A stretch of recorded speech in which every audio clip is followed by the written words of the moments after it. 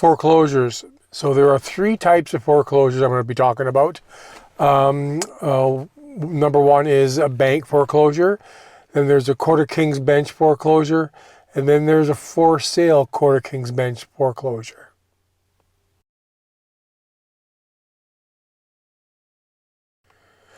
Most people think that bank foreclosures are generally a really good deal, and for the most part they are generally a little bit cheaper. And the reason being is because they are usually in rougher shape.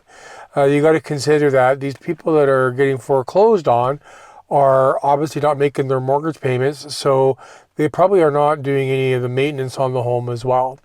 And a lot of times we see some of the homeowners not really taking any care of the property as they're leaving the property as well.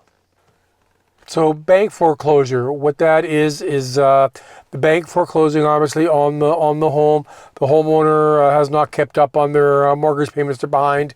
And so the beginning of that would be the bank would be putting a lis pendens on title, which would mean that it's a notice to the general public that there is a lawsuit that's happening on the property. The bank is starting the foreclosure proceedings. So once the lis pendens is taken care of, so the bank has or the mortgage company has foreclosed on the property. Usually the home is vacant at that time, and proceedings, it gets listed with a realtor and gets put on the market for the general public to get in and possibly write an offer. When you're writing on a bank foreclosure, it's very similar to writing on a home that has a homeowner. The only difference would be is there's no real attachment to the property. It's just red and black, whether the numbers work or they don't. And that's how you're dealing with a bank foreclosure. When we're dealing with something like this, they're usually done Monday through Friday. They work obviously bank hours. It's done in a fairly timely manner as well. They want to get the deal done and so on. And you can be in multiple offer on a bank foreclosure as well. It really does depend on whether there's more than one buyer on the property or not. It could be a lawyer that's assigned to that, or it could be someone from the bank or the institution that's doing the foreclosure.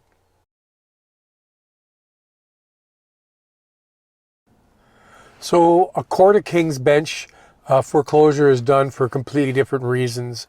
So a Court of King's Bench is when the homeowner is going into bankruptcy. So a little different than just being foreclosed on a mortgage. This is, you're going into bankruptcy. So they're liquidating all the seller's assets to pay the outstanding debt that the homeowner has. So with the Court of King's Bench, as you're going into these listings, you may see that sometimes the homeowner is still living in there and sometimes they're not. There's a couple reasons why that would be. If the homeowner is still living in there, that means they still have equity in the home and they are allowed to live there until it either sells or their equity is eaten up by the monthly charges like mortgage and such like that. When a home has a homeowner still in the property, it's being foreclosed on a Court of King's Bench foreclosure, they tend to make it a little difficult to show the property. They are generally not in great shape neither. They're just not cooperating, obviously, for the sale of their home.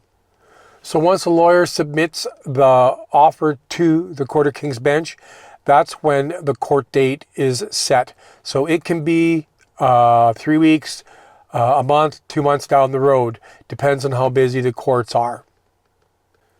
So once the court date has been set and we're waiting for possession for a court date, say it's a month down the road. Meanwhile, 3 other buyers write offers on the property. They are submitted to the court, to the judge as well.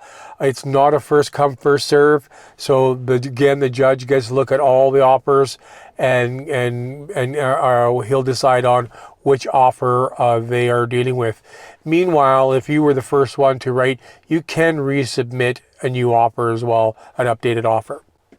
So in your offer with a Court of King's Bench, there is no possession date because the court assigns a possession date. Goods are not included. So if there is a fridge there, and if it's their possession date, it's yours. If it's gone, it's gone. They don't make any representations. And on all foreclosures, they don't supply real property reports or anything like that. They don't do any warranties on the properties themselves. The one thing I did want to mention is that our Court of King's Bench bank foreclosure sale, they are unconditional. So you cannot have any conditions on a financing, home inspection, sale of buyer's home, anything like that. It is once the judge signs the purchase contract, it is sold. Years ago, I was representing a buyer on a foreclosure, a Court of King's Bench foreclosure, and I went through the whole process. So wrote the offer. I went to the court on the court date, and to see how the whole process was. And so while I was there, the homeowner was there, and the judge got him to stand up and asked if they could pay restitution. So in other words, pay the outstanding arrears and such like that. And he said no, and he was willing to let the foreclosure go forward. I'm not sure if every time that the seller is there or not, but that time it was. And there were 8 offers that were submitted.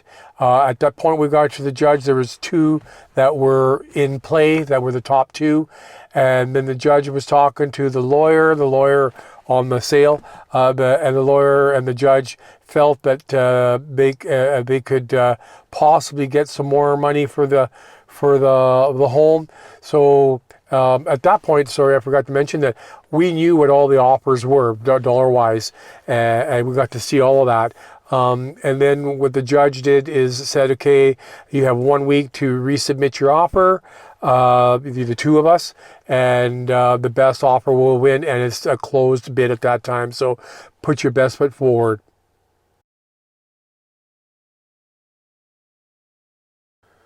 So the other Court of King's Bench that we do see is the forced sale. So we don't see much of these. These are generally forced sales of a matrimonial or a revenue property for a divorce or something to that effect. So again, when the judge does pick the offer that he's dealing with, he does assign the possession date. So it's generally about 30 days down the road. Again, depending if the seller is still in there or not, but if it's vacant, it's about 30 days down the road. The same process happens with forced sale as a bankruptcy sale. The judge takes care of the offer, possession date, so on and so forth, assigns all that stuff, and the sellers have no recourse at all. The judge says it's sold for this price and it falls within a certain guideline of what the court was looking for the property, then it's an automatic sale. Again, you can have multiple offers on these as well. The judge, again, picks the best offer. Of course, there are always nuances to all these different types of foreclosures. There's always little things in the file that can come up. Of course, we deal with them on a one-by-one basis. Again, if you have any questions, feel free to drop us a line. I am Claude Gabry. I am half of the Gabry team. My wife, Christina Hanker Gabry, is the other half. Again, we will talk to you soon. Bye for now.